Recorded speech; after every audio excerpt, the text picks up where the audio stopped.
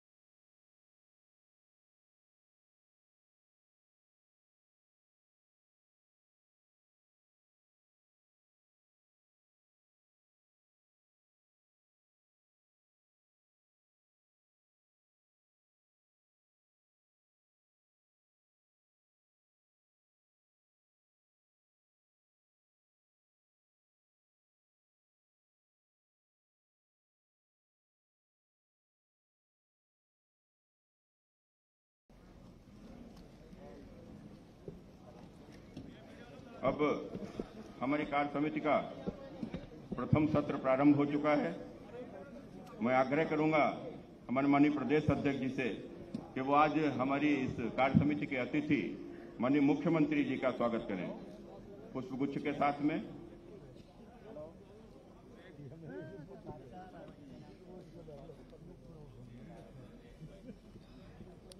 अब मैं क्षेत्रीय अध्यक्ष अवध क्षेत्र श्री सुरेश नारायण जी से आग्रह करूंगा कि हमारे प्रदेश के प्रभारी माननीय राधा मोहन जी का स्वागत करें।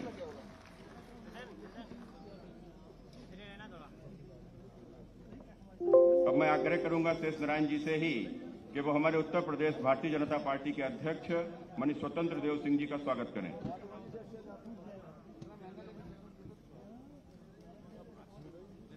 महानगर भारतीय जनता पार्टी के अध्यक्ष जिसे आग्रह करूंगा मुकेश जी से कि उप मुख्यमंत्री माननीय केशव जी का स्वागत करें। और इसी के साथ श्री कृष्ण लोधी जी जो जिलाध्यक्ष लखनऊ, आपसे भी आग्रह है कि हमारे उप मुख्यमंत्री माननीय ब्रजेश पाठक जी का स्वागत करें।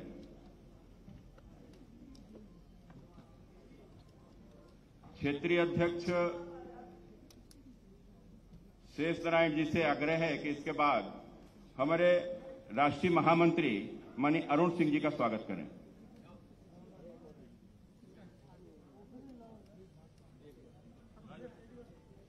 मैं समस्त मंचासीन अतिथियों का स्वागत करते हुए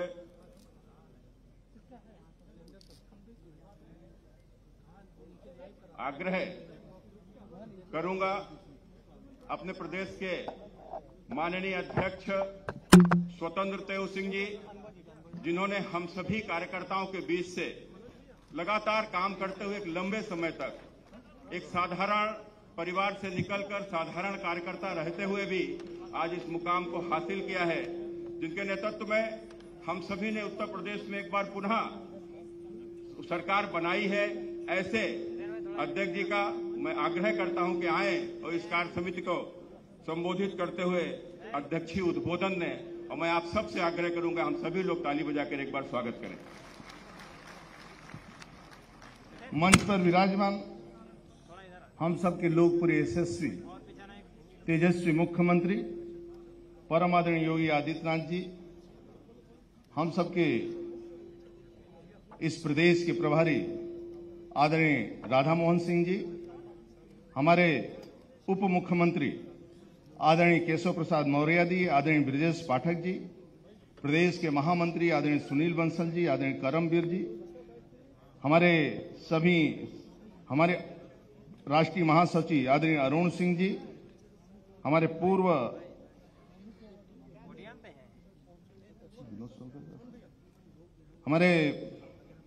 सुनील ओझा जी, संजीव चौरसिया जी, सत्या कुमार जी, श्रीमती रेखा वर्मा जी, विनोद सोनकर जी, हरीश द्विवेदी जी, राजकुमार चाहर जी, आदरणीय जनरल बीके सिंह जी, आदरणीय साध्वी निरंजन ज्योति जी, आदरणीय डॉक्टर संजीव कुमार बाल्यान जी, आदरणीय कौशल किशोर जी, आदरणीय बीएल वर्मा जी, आदरणीय भानु प्रताप जी, आदरणीय पंकज चौधरी जी, आदरणीय प्रोफेसर एसपी सिंह बघेल जी, आदरणीय विनय कटियार जी, आदरणीय रमापति राम त्रिपाठी जी, आदरणीय सूर्य प्रताप शाही जी, आदरणीय लक्ष्मीकांत वाजपेयी जी, यहाँ उपस्थित हमारे वरिष्ठ, जब हम लोग छोटे कार्यकर्ता के रूप में थे तो यहाँ ऐसे वरिष्ठ दो तीन लोग दिखाई दे रहे हैं, जैसे प्रेमलता कटियार जी बैठी हैं और केशव मेहरा जी, बहुत पहले संगठन महामंत्री होते थे। उनके साथ आप सभी को प्रदेश अध्यक्ष के नाते शीश झुकाकर प्रणाम करता हूं, आप सबका स्वागत करता हूं। प्राचीन कौशल के राज्य की धरा लखनऊ में आयोजित प्रदेश कार्य समिति की बैठक में उपस्थित सभी महानुभावों का मैं हृदय से आत्मीय अभिनंदन, स्वागत एवं वंदन करता हूं। मित्रों, 16 जुलाई 2021 को हम सभी जब एक साल पूर्व मिले थे, तब विधानसभा चुनाव की आहट हमारे आंगन में गूंज रही थी। उस समय भाजपा के पंचायत चुनाव में शानदार विजय श्री का वर्ण किया था। आज हम सभी जब पुनः मिल रहे हैं, हम तमाम चुनौतियों के बीच उत्तर प्रदेश में माननीय प्रधानमंत्री नरेंद्र मोदी जी के नेतृत्व में, मार्गदर्शन में, आदरणीय मुख्यमंत्री योगी आदित्यनाथ जी के सरकार के कार्यों के आधार पर दूसरी बार पूर्ण बहुमत की सरकार बनाने में कामयाब होकर यहां हम सब बैठे हैं। इसी शानदार जीत के हकदार भाजपा संगठन के तमाम देवतुल्य कार्यकर्ता हैं, जिनके अथिक परिश्रम से भाजपा को विजय श्री मिली है। अब हमारी नवनिर्वाचित सरकार अपने नए बजट के साथ लोक कल्याण संकल्प को गीता की तरह पूज्य मानकर गांव विकास की नई धारा बहाने को तैयार है।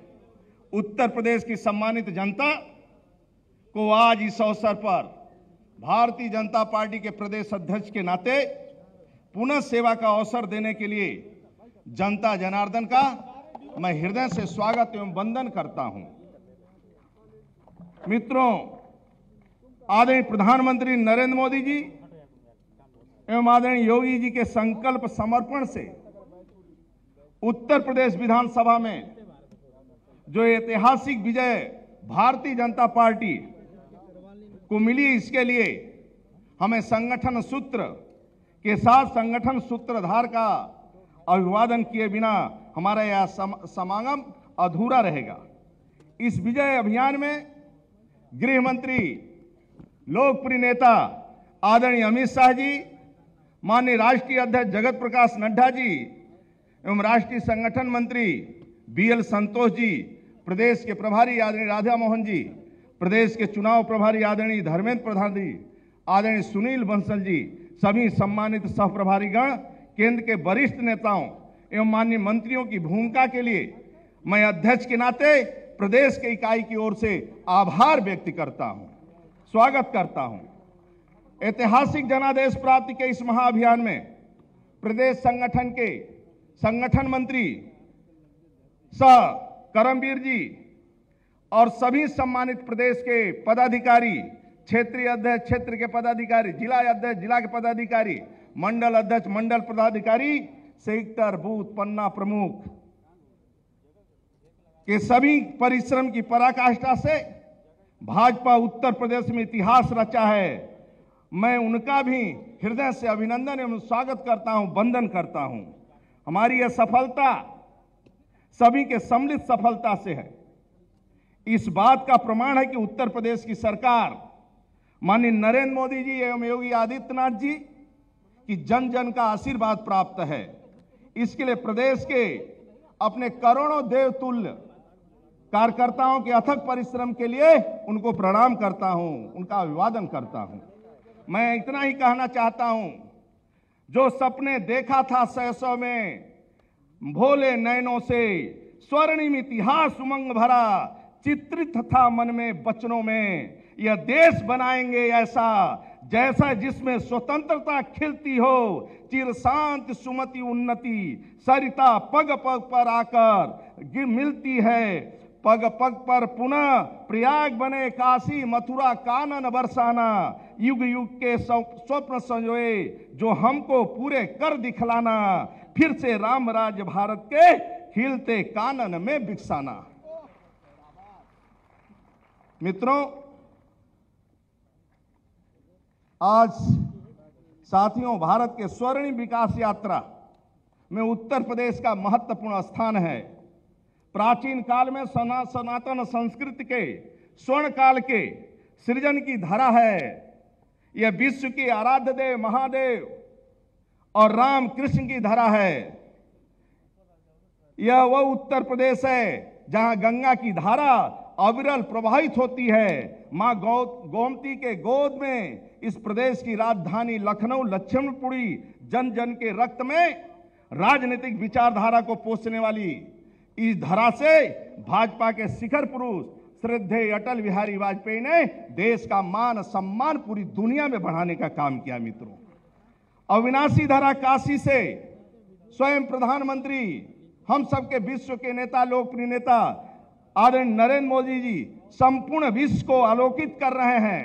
राजधानी से आदरणीय राजनाथ सिंह जी रक्षा मंत्री के रूप में देश की सीमाओं की रक्षा का दायित्व निभा रहे हैं। मेरे कहने का तात्पर्य मात्र इतना है, उत्तर प्रदेश भाजपा के राजनीतिक कार्यकर्ता होने के नाते हम सभी को अपने सौभाग्य पर गर्व महसूस होता है। मित्रों, गर्व है। मित्रों, आज भाजपा के केंद्रीय नेतृत्व ने जिस तरह करोड़ों कार्यकर्ताओं को एक सूत्र में पिरोते हुए अपने संगठन की नीतियों से देश भर में भाजपा को सशक्त किया, वह विश्व के किसी देश के इतिहास में देखने, पढ़ने, सुनने को नहीं मिलेगा। मित्रों, ऐसा संगठन है हमारा, ऐसा हमारा तेजस्वी नेतृत्व है। कार्यकर्ताओं के सतत परिश्रम से भाजपा हर घर, हर गली, हर गांव, हर गली, हर व्यक्ति के मन तक पहुंच बनाने में सफल है। माननीय मोदी जी की सरकार के सफलतम 8 वर्ष भी कल पूर्ण हो रहे हैं। इन 8 वर्षों में भाजपा सरकार ने प्रदेश के हर व्यक्ति के सरोकारी विकास को विस्तार दिया है। इनका पूरा श्रेय भारतीय जनता पार्टी के संगठन शिल्पी शक्ति, संकल्प और निरंतर प्रयत्नशीलता को जाता है। हमारी विचारधारा के पितृ पुरुष तथा हमारे पथ प्रदर्शक पंडित दीनदयाल उपाध्याय ने कहा था, मानव शरीर के सभी अंग जिस प्रकार स्वाभाविक रूप से क्रियाशील रहते हैं, उसी प्रकार राष्ट्र के विभिन्न घटक भी राष्ट्र सेवा के लिए निरंतर प्रयत्नशील रहते हैं। प्रदेश में बिना रुके, बिना थके हमारे कर्मठ कार्यकर्ता दिन रात परिश्रम करते हैं। आगामी विधानसभा चुनाव को लेकर हमने विभिन्न प्रकार के कार्यक्रम किए, अभियान चलाए। 100 दिन 100 कार्य योजना की पार्टी ने क्रियान्वित किया, जिसका परिणाम रहा कि भाजपा न केवल विधानसभा चुनाव में पूर्ण बहुमत प्राप्त किया, बल्कि विधान परिषद में चुनाव में भी पूर्ण बहुमत प्राप्त किया। मित्रों, अर्जित किया। पहली बार विधानसभा में पूर्ण बहुमत है। जीत के ध्येय के साथ हमने सभी मोर्चा, जातियों, वर्गों, श्रेणियों, बुनकरों, महिला, व्यवसायी, सहकारिता, चिकित्सा, विधि, एनजीओ, व्यापारिक संगठन, किसान, धार्मिक संगठनों, अल्पसंख्यकों, युवाओं, मीडिया स्तर के कार्यकर्ताओं के सम्मेलन, शिक्षण संस्थाओं, प्रबुद्धजन सम्मेलन आयोजित किए और सभी को अपनी विचारधारा से अवगत कराया। माननीय प्रधानमंत्री आदरणीय नरेंद्र मोदी जी, माननीय राष्ट्रीय अध्यक्ष आदरणीय जेपी नड्डा जी के मार्गदर्शन, आदरणीय योगी जी के यशस्वी नेतृत्व में हमारे विधानसभा चुनाव में इतिहास तो रचा है। तमाम शिक्षकों, तमाम मिथकों व भ्रमों को भी तोड़ा है। इससे हमने प्रदेश ही नहीं, देश के राजनीति को नई दिशा दी है, जिसमें उत्तर प्रदेश में 37 वर्षों बाद किसी दल की दोबारा सरकार वापसी हुई है। ये ऐतिहासिक विजय है, ये अभूतपूर्व विजय है। वंशवाद, जातिवाद, परिवारवाद, भ्रष्टाचार, तुष्टीकरण, शोषणकारी राजनीति पर राष्ट्रवाद और लोकतांत्रिक राजनीति की विजय है और आपकी विजय है। ये युगांतकारी परिवर्तन हमारे नेतृत्व, हमारे निर्णायक नेतृत्व, अद्वितीय संगठन शक्ति, देवतुल्य कार्यकर्ताओं के तप, तपस्या, संकल्प, समर्पण का ही अमृत परिणाम है। इस विजय पताका ने हमने आत्मगौरव दिया है, राष्ट्र गौरव वापसी का अमृत दिया है। सबका साथ, सबका विकास और सबका प्रयास कल्याणकारी नीति की प्रामाणिकता दी है। मित्रों, यह यात्रा अटल है, अविरल रहे। इस संकल्प के साथ हमें संगठन शक्ति को आगे भी सशक्त करना है। श्रद्धेय अटल जी के वह शब्द मुझे याद है, उजियारे में अंधकार में, कल कहार में बीच धार में, घोर घिड़ा में पूत प्यार में, क्षणिक जीत में दीर्घ हार में, जीवन के सत सत आकर्षक कदम मिलाकर चलना होगा, कदम मिलाकर चलना होगा। हमने अपने कदम मिलाए, बढ़ाए और विजय की ओर उन्मुख हुए। आज परिणाम दुनिया के सामने है। आज कनाडा से जब मां अन्नपूर्णा जी की मूर्ति लाई जाती है और कोसों की पावन यात्रा के बाद काशी में प्राण प्रतिष्ठा की जाती है, तब जन जन का मन जिस तरह आनंदित होता है, इसको हमने देखा है। मित्रों, यह देश की सांस्कृतिक पुनर्जागरण का काल है और इसके प्रणेता हमारे आदरणीय नरेंद्र मोदी जी हैं। मित्रों, हमें पंडित दीनदयाल उपाध्याय, डॉक्टर श्यामा प्रसाद मुखर्जी, श्रद्धेय अटल बिहारी वाजपेयी जैसी विभूतियों की प्रेरणा तथा राष्ट्रीय अध्यक्ष आदरणीय देवी नड्डा जी का नेतृत्व, प्रधानमंत्री आदरणीय नरेंद्र मोदी जी का पूर्ण पारदर्शी एवं भ्रष्टाचार मुक्त शासन प्रणाली एवं हमारे यशस्वी मुख्यमंत्री योगी आदित्यनाथ की स्वच्छ छवि तथा करोड़ों कार्यकर्ताओं के परिश्रम की पराकाष्ठा और बूथ बूथ संगठन के सशक्त ढांचे एवं सरकारी राजनीति के बदौलत 2024 में पुनः एक बार प्रचंड जनादेश के लिए मिलकर कार्य करना है, अपने अभियानों को गतिशील देना है। साथियों, अब मेरा मानना है समावेशी राजनीति की जिस सीढ़ी पर प्रदेश की भाजपा को चढ़ना आरंभ किया है, वह रुकना नहीं चाहिए। हमको इस पथ पर निरंतर चलते रहना है, बिना थके, बिना रुके, अवरोधों को ढकेलते हुए। हम रहें न रहें, लेकिन ये मशाल जो हमने मिलकर जलाई है, वह निरंतर प्रज्वलित रहनी चाहिए।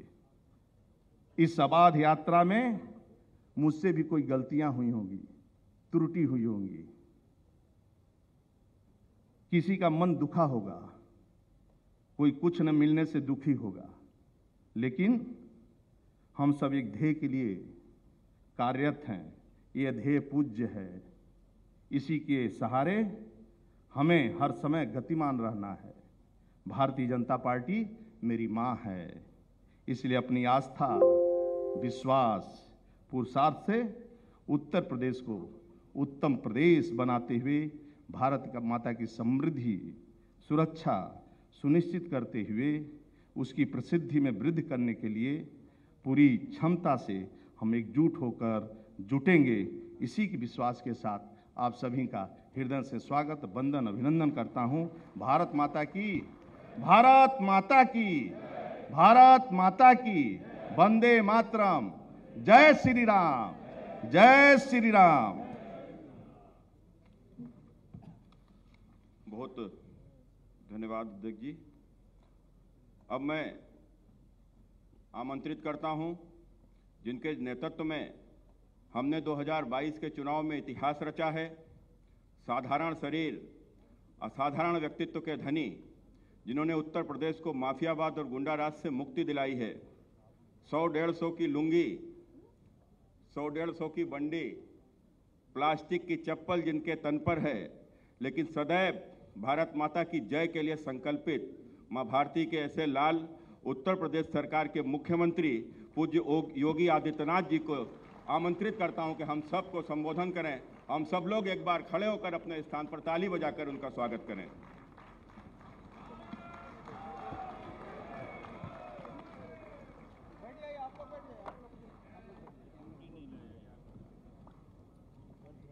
भारतीय जनता पार्टी के प्रदेश कार्य समिति के उद्घाटन कार्यक्रम में आज मंच पर उपस्थित प्रदेश के लोकप्रिय अध्यक्ष माननीय श्री स्वतंत्र देव सिंह जी, प्रदेश के प्रभारी माननीय श्री राधा मोहन सिंह जी, प्रदेश सरकार में मेरे वरिष्ठ सहयोगी उप मुख्यमंत्री श्री केशव प्रसाद मौर्य जी, उप मुख्यमंत्री श्री ब्रजेश पाठक जी, राष्ट्रीय महामंत्री श्री अरुण सिंह जी, प्रदेश संगठन महामंत्री श्री सुनील बंसल जी, प्रदेश के सह संगठन मंत्री श्री क्रमवीर जी, प्रदेश के सह प्रभारी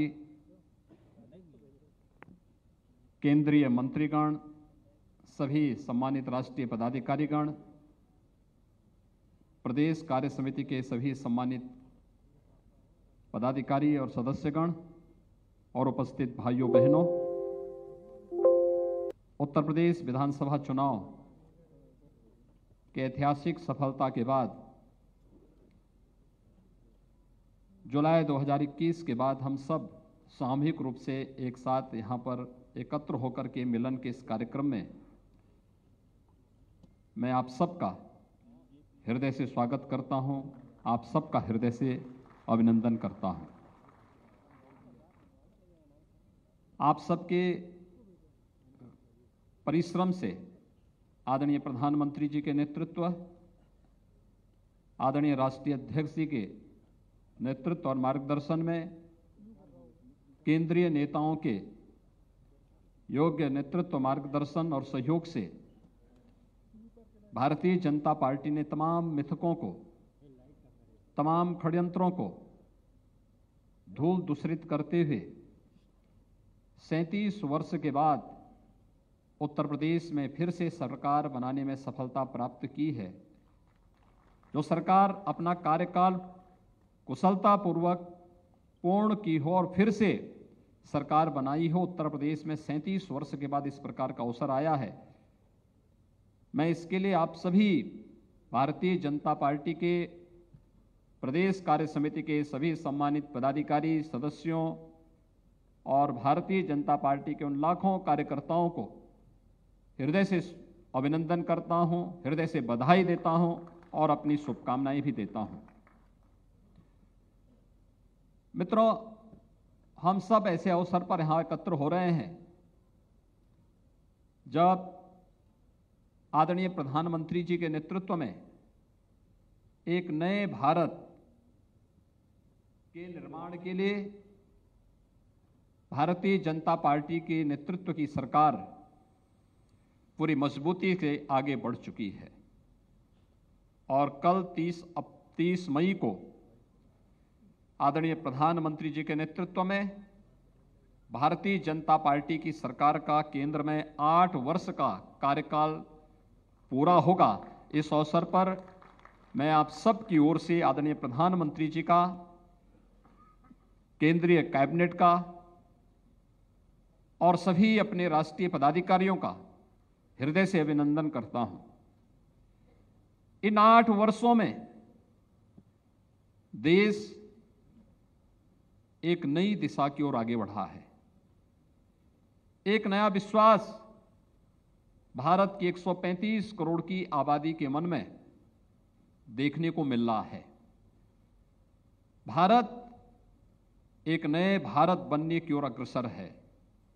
एक भारत श्रेष्ठ भारत की परिकल्पना हमें अपनी आंखों के सामने बहुत स्पष्ट दिखाई देता है और जीवन के हर क्षेत्र में विगत 8 वर्षों में प्रधानमंत्री मोदी जी के नेतृत्व में हुई प्रगति अभूतपूर्व है, अभिनंदनीय है और यह इस नए भारत को दुनिया के नेतृत्व के रूप में हम प्रस्तुत करते हुए देख रहे हैं। यह हम सब के लिए गौरव का क्षण है और इस अवसर पर मैं आदरणीय प्रधानमंत्री जी के यशस्वी नेतृत्व में केंद्र सरकार के 8 वर्ष के इन सफलतम कार्यकाल के लिए भी आदरणीय प्रधानमंत्री जी का, केंद्रीय कैबिनेट का, अपने सभी राष्ट्रीय पदाधिकारियों का हृदय से अभिनंदन करते हैं, स्वागत करते हैं। भाइयों बहनों, 5 वर्ष पहले प्रदेश में प्रधानमंत्री मोदी जी के आह्वान पर उत्तर प्रदेश की जनता ने भारतीय जनता पार्टी के नेतृत्व पर विश्वास किया था और इन 5 वर्षों के अंदर उत्तर प्रदेश ने जिस यात्रा को आगे बढ़ाया वो आप सबके सामने है। उत्तर प्रदेश के सामने जो पिछली सरकारों ने अपने राजनीतिक स्वार्थों के लिए एक अविश्वास की स्थिति पैदा की थी, प्रदेश के बारे में जो धारणाएं देश और दुनिया में बन चुकी थी, इन 5 वर्षों में भले ही 3 वर्ष ही हमें कार्य करने को मिले हों, 2 वर्ष इस सदी की सबसे बड़ी महामारी कोरोना के प्रबंधन और उससे प्रत्येक नागरिक को राहत मिल सके, इस दिशा में जो प्रयास केंद्र और प्रदेश सरकार ने मिलकर के आगे बढ़ाए थे, इसमें ज्यादा समय हमारा प्रबंधन और इससे आम नागरिक को राहत मिल सके, इसमें ज्यादा समय हम लोगों को लगाना पड़ा। लेकिन उस सब के बावजूद उत्तर प्रदेश 2017 के पहले उत्तर प्रदेश के बारे में देश और दुनिया की क्या धारणा थी, राजनीतिक दलों के बारे में, सरकारों के बारे में उत्तर प्रदेश की जनता की क्या धारणा थी, और जब 2022 में विधानसभा के चुनाव सकुशल संपन्न होने के बाद फिर से प्रदेश में भारतीय जनता पार्टी के नेतृत्व की सरकार बनी है, उस समय तक जनता के मन में राजनीतिक दल और सरकारों के बारे में क्या धारणा होनी चाहिए, यह भी आप सबके सामने है। पूरी ईमानदारी के साथ, पूरी प्रतिबद्धता के साथ सरकार और संगठन ने मिलकर के 5 वर्षों तक जो अनथक प्रयास किए, परिश्रम की पराकाष्ठा तक केंद्र और प्रदेश सरकार की योजनाओं को आम जन तक पहुंचाने का परिणाम हम सबके सामने रहा। केंद्र सरकार की जिन योजनाओं में 2017 के पहले उत्तर प्रदेश सबसे पिछले पायदान पर खड़ा रहता था, आज उन सभी योजनाओं में लगभग 4 दर्जन ऐसी योजनाएं हैं जो योजनाएं ईज ऑफ लिविंग के लक्ष्य को प्राप्त करने में सफलता प्रदान करती है। उन योजनाओं में जिनमें पहले उत्तर प्रदेश का कोई स्थान नहीं होता था, आज उन सभी योजनाओं में उत्तर प्रदेश अग्रणी भूमिका के साथ देश के सामने अपनी एक नई पहचान के रूप में सबके सामने खड़ा है। चाहे वह प्रदेश के अंदर 2 करोड़ 61 लाख गरीबों के घर में शौचालय बनाने का कार्य, मित्रों बहुत बड़ा कार्य था ये। जब स्वच्छ भारत मिशन की घोषणा प्रधानमंत्री मोदी जी ने 2 अक्टूबर 2014 को की थी, उस समय तमाम विरोधी दलों के द्वारा तमाम प्रकार की बातें कही जा रही थी, लेकिन स्वच्छ भारत मिशन का लक्ष्य उत्तर प्रदेश के सहयोग के बगैर प्राप्त नहीं किया जा सकता था। दुर्योग से उत्तर प्रदेश के अंदर उस समय की जो सरकार थी उसकी इसमें कोई रुचि नहीं थी। जिस उत्तर प्रदेश को 2 करोड़ 61 लाख घरों में एक शौचालय बनाने थे, 2.5 वर्ष में उस उत्तर प्रदेश में मात्र 25 लाख शौचालय बन पाए थे और इस लक्ष्य को प्राप्त करना था मात्र 4 वर्ष के अंदर। 2.5 वर्ष बीत गए। अब 2.5 वर्ष बीत जाने के बाद मात्र 1.5 वर्ष का कालखंड था जब भारतीय जनता पार्टी नेतृत्व की सरकार आई। यद्यपि भारत सरकार ने, प्रधानमंत्री जी ने हम लोगों की चुनौती को भी देखा और उन्होंने उस समय इसको 1 वर्ष के लिए और बढ़ाया कि देश स्वच्छ भारत मिशन के लक्ष्य को प्राप्त करने के लिए, ओडीएफ के लक्ष्य को प्राप्त करने के लिए अब इसे 1 वर्ष तक और इसको विस्तार देती है। लेकिन उत्तर प्रदेश की टीम ने आदरणीय प्रधानमंत्री जी के नेतृत्व में जो पहले से निर्धारित समय था, अक्टूबर 2018 में ही उत्तर प्रदेश को खुले में शौच से मुक्त करने की कार्रवाई को संपन्न करने 2,61,00,000 शौचालय बनाकर के उस लक्ष्य को प्रदान करके आदरणीय प्रधानमंत्री जी के विजन को जमीनी धरातल पर उतारने का काम भी किया। मैं देखता हूं आज भी विपक्षी दलों के लोगों को यह लगता है कि शौचालय बनाने का काम एक सामान्य कार्य है, इसका क्या प्रभाव पड़ने वाला है। लेकिन भाइयों बहनों, यह एक बहुत यानी पूरी भारत की तस्वीर को बदलने वाला कार्यक्रम है। कार्यक्रम इस रूप में 2014 के पहले अगर आप उत्तर प्रदेश के अंदर गांवों में जाते थे, गांव की गलियां पैदल चलने लायक नहीं होती थी, गंदगी का अंबार होता था, बदबू देखने को मिलती थी। स्वच्छ भारत मिशन के बाद, इस कार्यक्रम को सफलतापूर्वक लागू होने के बाद आज गांव साफ सुथरे हैं। गांव में आप पैदल भी जा सकते हैं, कहीं कोई समस्या नहीं। एक पक्ष इसने गांव की तस्वीर को बदला है, इसकी दूसरी तस्वीर इसने नारी गरिमा की रक्षा की है, और इसकी तीसरी तस्वीर इसने हजारों बच्चों को असमय काल कलवित होने से बचाया है। इंसेफ्लाइटिस जैसी महामारी से बचाने में इस अभियान की बहुत बड़ी भूमिका है।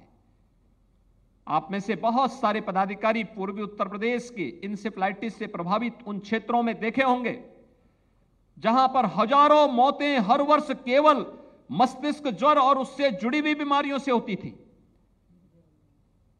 स्वच्छ भारत मिशन लागू होने के बाद, ईमानदारी के साथ उसे लागू होने करने के बाद, आज इंसेफ्लाइटिस से जिस उत्तर प्रदेश में 1,500 से 2,000 मौतें प्रतिवर्ष होती थी, हम लोगों ने विगत 5 वर्ष के अंदर स्वच्छ भारत मिशन की प्रभावी कार्य योजना को लागू करने के बाद उसकी सफलता के साथ इंसेफ्लाइटिस से होने वाली मौतों को 95% नियंत्रण करने में सफलता प्राप्त की है। 95% मौतों को रोकने का मतलब एक उस बहुत बड़े लक्ष्य को प्राप्त करने में हमें सफलता प्राप्त हुई कि आखिर परिणाम क्या है?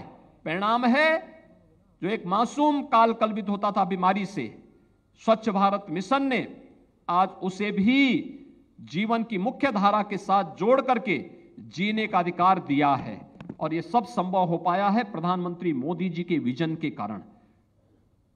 भाइयों बहनों, आज अनेक ऐसी योजनाएं, कोई सोचता था कि गरीबों के पास भी अपना मकान होगा। 43.5 लाख ग्रामीण और शहरी क्षेत्रों में 43.5 लाख गरीबों के पास प्रधानमंत्री आवास योजना और मुख्यमंत्री आवास योजना के माध्यम से एक आवास को उपलब्ध हो जाना। ये केवल एक आवास की सुविधा उपलब्ध कराना नहीं, बल्कि आवास योजना के माध्यम से उन लोगों के जीवन में व्यापक परिवर्तन करने के साथ ही उन्हें स्वावलंबन के मार्ग पर अग्रसर करने का भी एक बेहतर प्रयास है। प्रधानमंत्री आवास की योजना, प्रधानमंत्री स्टार्टअप की योजना, प्रधानमंत्री स्टैंड अप की योजना, प्रदेश के अंदर एक जनपद एक उत्पाद की योजना, विश्वकर्मा श्रम सम्मान की योजना, इस प्रकार की अनेक उन योजनाओं के माध्यम से केंद्र और प्रदेश सरकार ने मिलकर के डबल इंजन का एहसास उत्तर प्रदेश की 25 करोड़ जनता को कराने में सफलता प्राप्त की।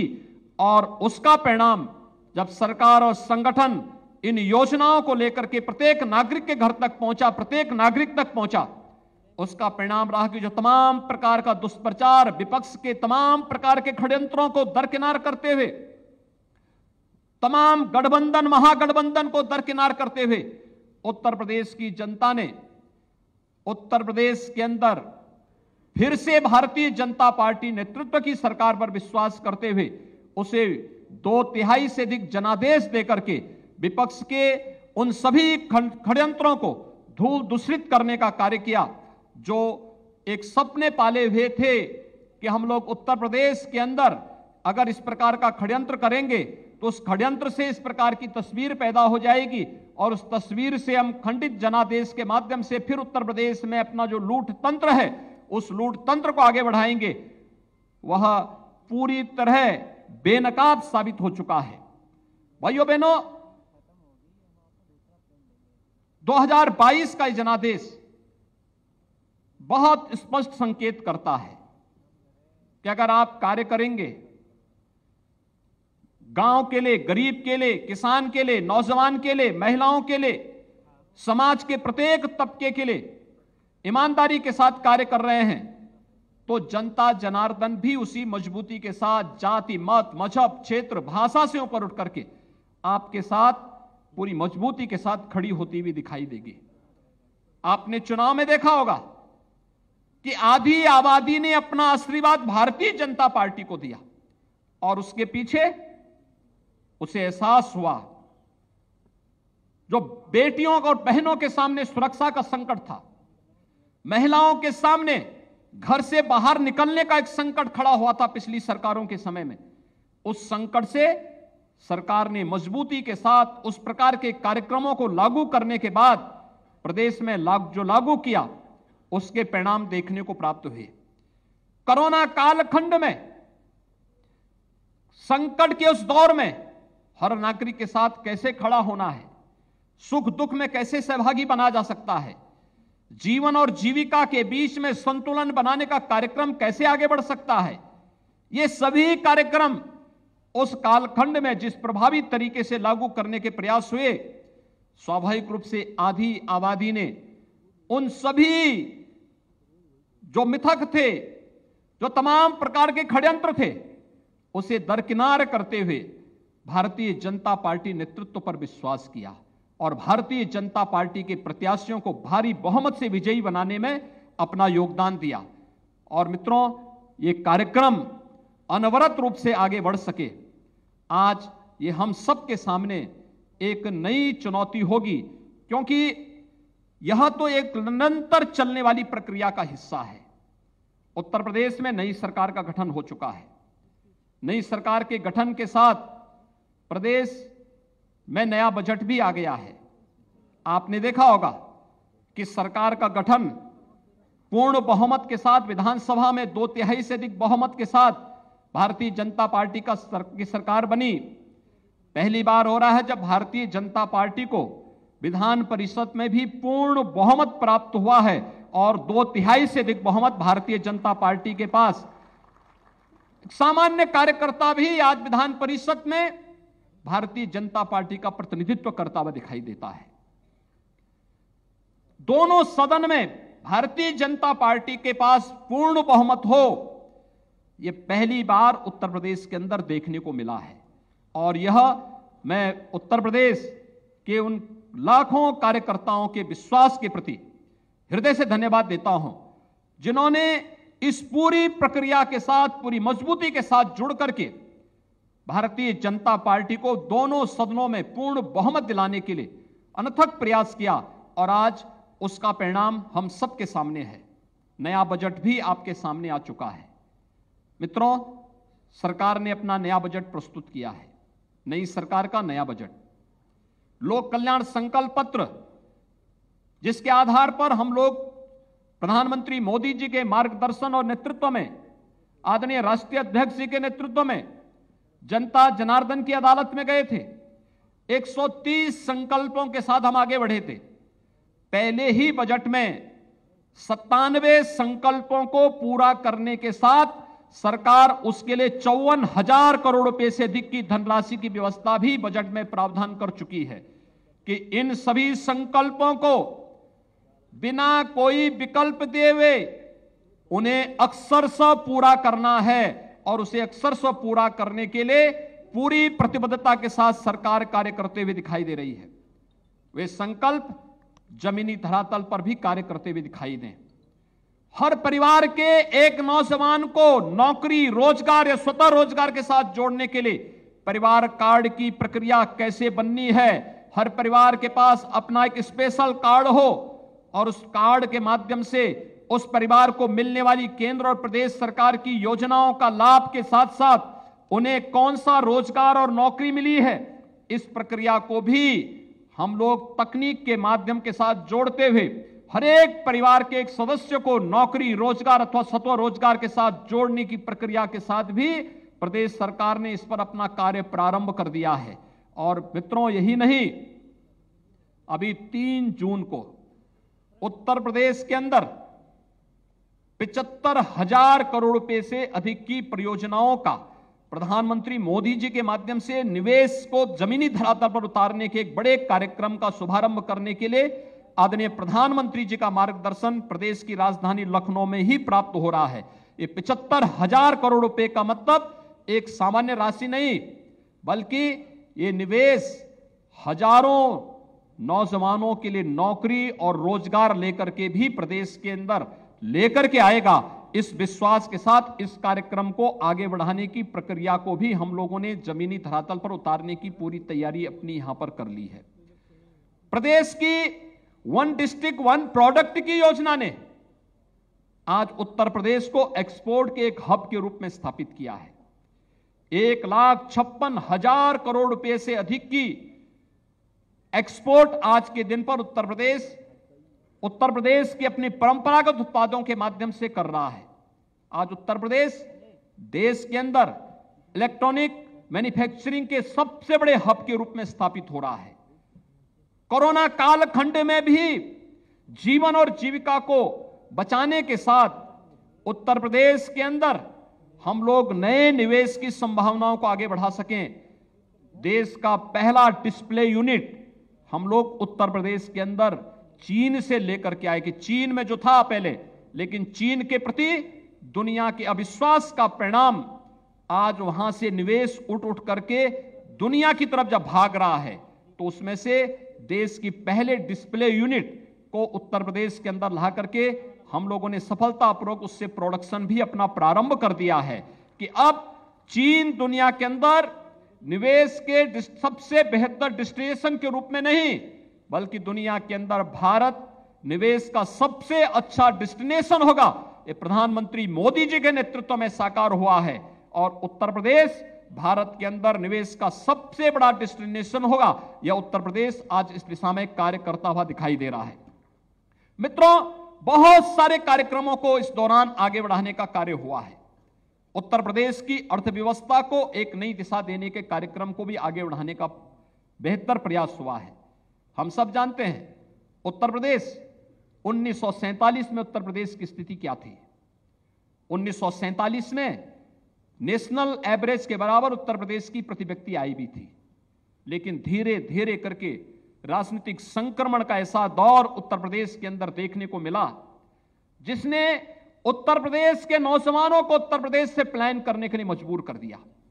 उत्तर प्रदेश में गरीबी आने लग गई, उत्तर प्रदेश में किसान आत्महत्या करने लग गया, उत्तर प्रदेश में सुरक्षा का वातावरण पैदा हुआ, उत्तर प्रदेश के अंदर दंगों की श्रृंखला प्रारंभ हुई।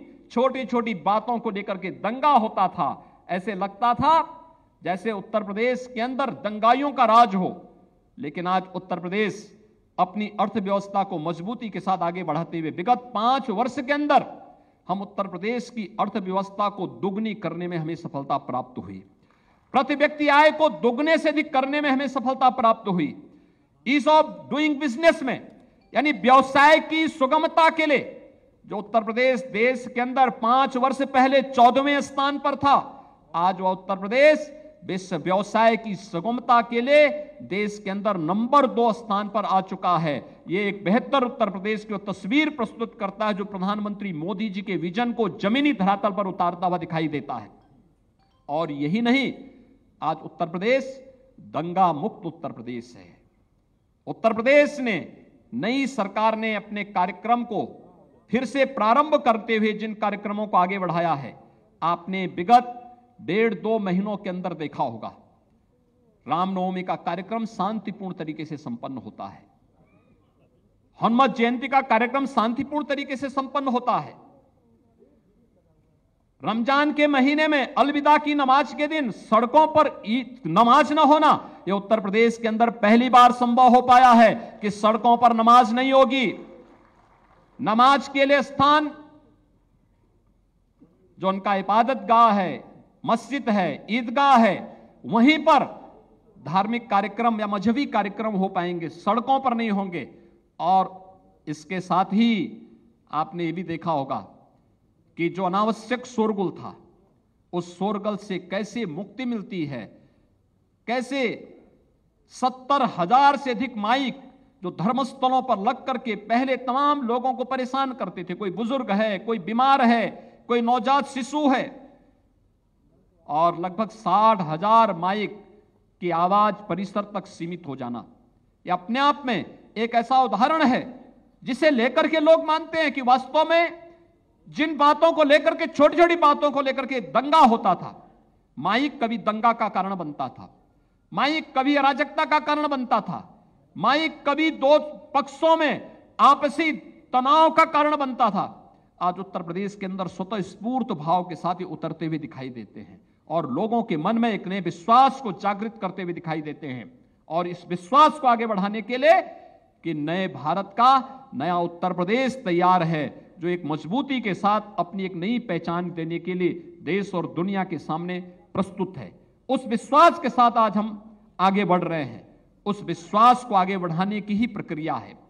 जब कल आदरणीय प्रधानमंत्री जी के नेतृत्व में केंद्र सरकार के 8 वर्ष के सफलतम कार्यकाल को हम जन जन तक पहुंचाने के कार्यक्रम का हिस्सा बन सकें, उस अभियान को आगे बढ़ा सकें, और उस अभियान को आगे बढ़ाने के लिए, क्योंकि जितने भी कार्यक्रम प्रधानमंत्री मोदी जी ने विगत 8 वर्ष के अंदर, चाहे वह इंफ्रास्ट्रक्चर डेवलपमेंट के हों, गरीब कल्याण से जुड़े हुए योजनाएं हों, युवाओं से संबंधित हों, महिलाओं के कल्याण से संबंधित हों, या फिर समाज के विभिन्न तबके के हितों के लिए किए जाने वाले कार्यक्रम हों, ये सभी कार्यक्रम इस बात को प्रदर्शित करते हैं और सभी योजनाएं प्रत्येक नागरिक को स्वावलंबन की दिशा में अग्रसर करने के एक बृहद अभियान का हिस्सा है।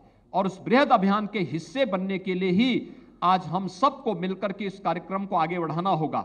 और 8 वर्ष के इन कार्यक्रमों को लेकर के जन जन तक पहुंचाने का एक कार्यक्रम हम केंद्र सरकार की उपलब्धियों के साथ साथ केंद्र और राज्य सरकार के द्वारा अपने इस कार्यकाल के दौरान जो कुछ भी प्रदेश की 25 करोड़ जनता के जीवन में व्यापक परिवर्तन करने के लिए किया है, उस परिवर्तन को हम नए सिरे से आगे बढ़ा सकें।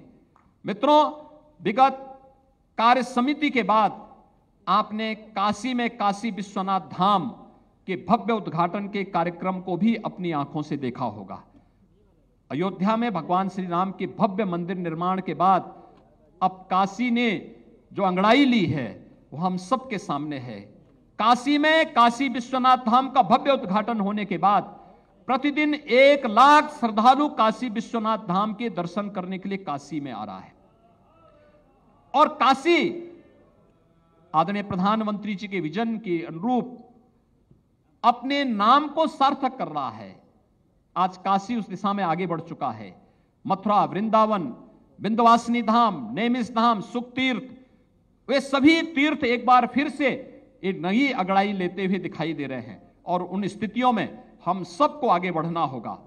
साथ साथ मैं आप सबका आह्वान करूंगा, कार्य समिति के माध्यम से अब इस संकल्प को लेकर के चले। 2024 के चुनाव की भावभूमि अभी से हमें तैयार करनी होगी। अगर जनता जनार्दन ने हम सबको कोरोना कालखंड में किए गए परिश्रम, किए गए कार्य, सेवाई संगठन के इस लक्ष्य को प्रदान करने में हमें सफलता प्रदान की, तो साथ साथ केंद्र और प्रदेश सरकार की उपलब्धियों को जन जन तक पहुंचाने का परिणाम चुनाव में हमारे सामने आया है। लेकिन हमें अभी 2024 के लिए अपने आप को अभी से तैयारी करके आगे बढ़ना होगा। और 2024 के लोकसभा चुनाव में प्रधानमंत्री मोदी जी के नेतृत्व में एक बार फिर से हमें साबित करना है, उत्तर प्रदेश 75 सीटों का लक्ष्य लेकर के अभी से आगे बढ़े कि उत्तर प्रदेश में 75 सीटें उत्तर प्रदेश की जनता जनार्दन भारतीय जनता पार्टी के नेतृत्व में चुनाव जिता करके भेजेगी। इस लक्ष्य को लेकर के हम सब कार्य करेंगे और मुझे लगता है कि वह आप सभी कार्यकर्ताओं के नेतृत्व में परिश्रम से एक बार फिर से साकार होगा, क्योंकि यही तो भारतीय जनता पार्टी है जिसके बारे में हमेशा लोग इसी बात की चर्चा करते हैं। और अटल जी ने ठीक कहा, एक कार्य समिति उस विश्वास के साथ आगे बढ़ेगी। सरदेव अटल जी ने यही बात कही थी मित्रों, जिन्होंने कहा था कि इसके लिए हमें केंद्र और प्रदेश सरकार की उन उपलब्धियों को लेकर के घर घर जाना पड़ेगा, गांव गांव जाना पड़ेगा, एक एक व्यक्ति को अपने साथ जोड़ना पड़ेगा, एक विराटता के लक्ष्य को प्राप्त करने की दिशा में अग्रसर होना पड़ेगा, एक साथ मिलकर के चलना होगा। और उसके लिए, उस विराटता को अंगीकार करने के लिए हम सबका संकल्प होना चाहिए, जो सरदेव अटल जी ने हम सबको दिया था कि छोटे मन से कोई बड़ा नहीं होता और टूटे मन से कोई खड़ा नहीं होता। उस संकल्प को लेकर के हम लोग प्रधानमंत्री मोदी जी के नेतृत्व में विगत 8 वर्ष के अंदर बदलते हुए भारत की इस तस्वीर को देख रहे हैं। एक भारत श्रेष्ठ भारत की परिकल्पना को साकार होते हुए हमने देखा है।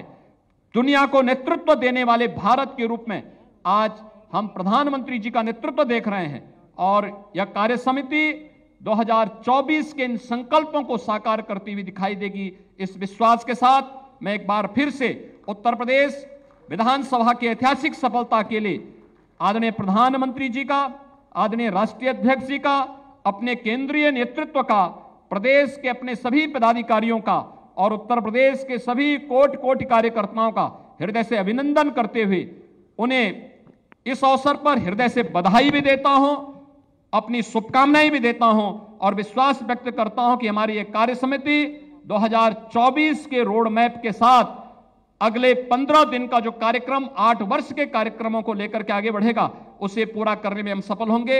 इस पूरे अभियान के प्रति मेरी पूरी शुभकामनाएं हैं। आप सबके प्रति कदम से कदम मिला करके पूरी सरकार आपके साथ खड़ी होगी। बहुत बहुत धन्यवाद। जय हिंद। धन्यवाद माननीय मुख्यमंत्री जी। ये कार्य समिति आपके इस पाथे के लिए आपका अभिवादन करती है। अब मैं आग्रह करूंगा हम सभी लोगों से कि अब हम प्रधानमंत्री श्री नरेंद्र मोदी जी के मन की बात सुनेंगे और अपने अपने स्थान पर बैठकर। सेल्फ हेल्प ग्रुप्स के स्टोर और कियोस्क भी खुल रहे हैं। इसकी वजह से कितने ही गरीब परिवारों की जिंदगी बदल रही है। ऐसे कियोस्क और स्टोर्स की सहायता से महिलाएं अब अपने प्रोडक्ट ग्राहकों को सीधे बेच पा रही हैं। इस पहल को